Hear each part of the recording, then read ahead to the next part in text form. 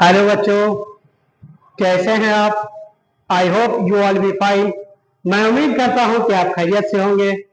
तो बच्चों, आज हम एक नए चैप्टर की शुरुआत करने जा रहे हैं जिसे हम सेल डिवीजन के नाम से जानते हैं। तो हम सेल डिवीजन की, तो आइए बच्चों, हमने जो मेंशन किया है सेल डिवीजन को कहते हैं कोशिका विभाजन। हमने लिखा कि कोशिका का टूटना ही कोशिका विभाजन कहलाता है। कोशिका का टूटना ही कोशिका विभाजन कहलाता है।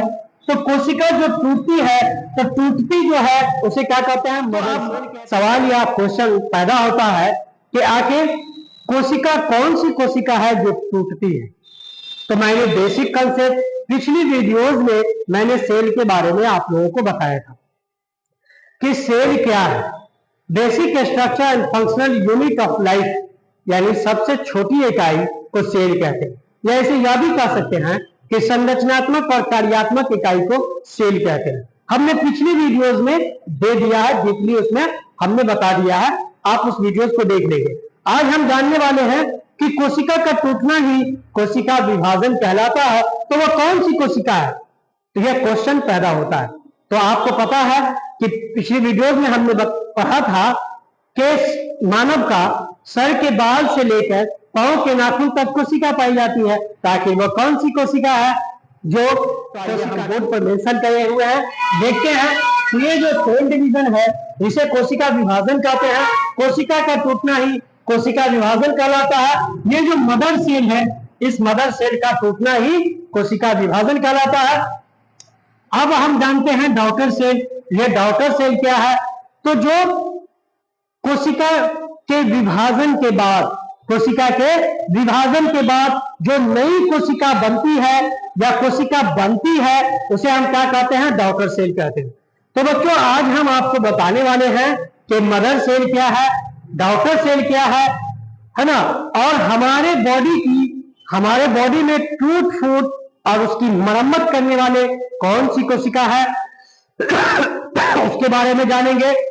फिर हम यह जानने वाले हैं आज हम यह जानने वाले हैं कि हमारे अंदर जो क्रोमोसोम की संख्या बढ़ती है और घटती है, यानी इंक्रीज और डिक्रीज होती है।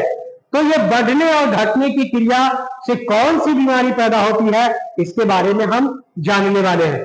हम यह भी जानने वाले हैं कि हमारी सोसाइटी में आज जो हम लोग अपनी सोसाइटी में देखते हैं कि ज्यादा तादाद जो पुरुष और महिलाओं को देखा गया है, तो पुरुष में नपुंसक की बीमारी का कारण बनता जा रहा है। आखिर क्यों? फिर हम अपनी सोसाइटी में देख रहे हैं कि जो महिलाएं हैं वो महिलाओं में बांझपन का शिकार देखा गया है। आखिर क्यों महिलाएं बांझ होती जा रही हैं? इसका कॉजेज क्या है? आज उस कॉजेज की तलाश करने वाले हैं हम। उसके बाद हम एक ये बताने वाले हैं आपको कि जो हमारे बॉडी के टूट फूट और जिसकी मरम्मत और भरपाई करने वाली कोशिका कौन है। तो आइए हम संक्षेप में जानते हैं कि हमारे बॉडी में जख्म का आना और उस जख्म की भरपाई करने वाली कोशिका के बारे में जानेंगे। हमारी हड्डी फ्रैक्चर हो जाती है, टूट जाती है और पुनः वो हड्डी वापस आ जाती है, आखिर वो उस कोशिका का जिम्मेदार कौन है। फिर हमारे दांत का टूटना और दांत का वापस आ जाना, उस कोशिका का जिम्मेदार है तो सेंट्रोसोम है।